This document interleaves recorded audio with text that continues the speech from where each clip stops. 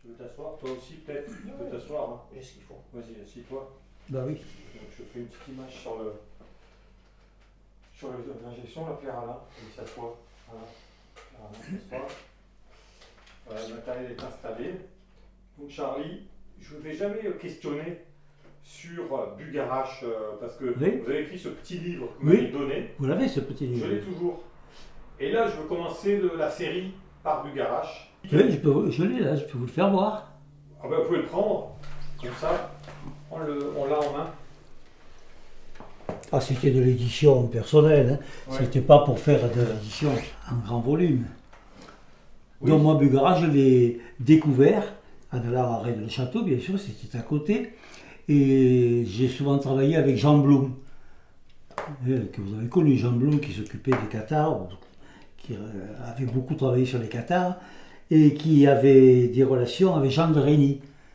Et c'est Jean de Régny qui a créé le lieu où on fait les conférences actuellement, qui s'appelle la Salse. Jean de Régny était un érudit, d'ailleurs il y a des photos de lui sur le bouquin, là.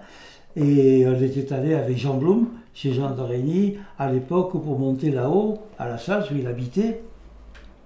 Il n'y avait pas vraiment un chemin comme on l'a aménagé aujourd'hui.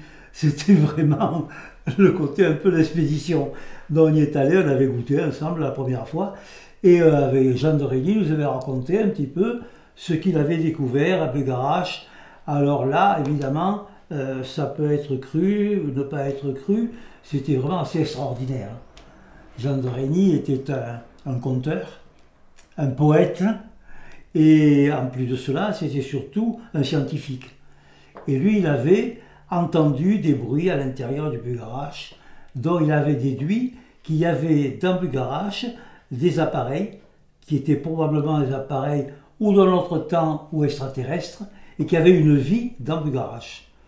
Et c'était vraiment assez passionnant. Tout est parti de là. Toutes les légendes de Bugarache qu'on continue actuellement de propager, quoi, hein.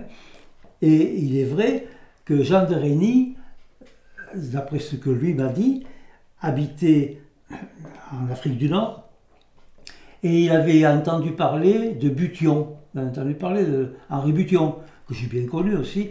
Henri Bution qui avait acheté le domaine de la Bessonnière, après Marie de Larnaud. Et Henri Bution était venu dans la région parce qu'on lui avait dit que dans cette région, il y avait des apparitions d'ovnis. Henri Bution était quelqu'un qui était passionné par les ovnis. D'ailleurs, il avait enregistré des cassettes audio sur ces sujets-là. Et Bution nous parlait beaucoup des ovnis. Et Jean de Régny avait entendu parler du Bution. Et c'est pour contacter Bution et avoir des renseignements sur les ovnis de cette région qu'il s'est installé à la Salse.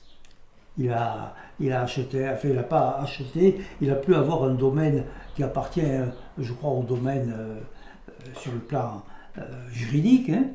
Et là, il a aménagé un appartement, et de là, il était à côté vraiment du Bugarache. Et il est vrai que sur le Bugarache, les apparitions d'ovnis, il y en a eu assez nombreuses.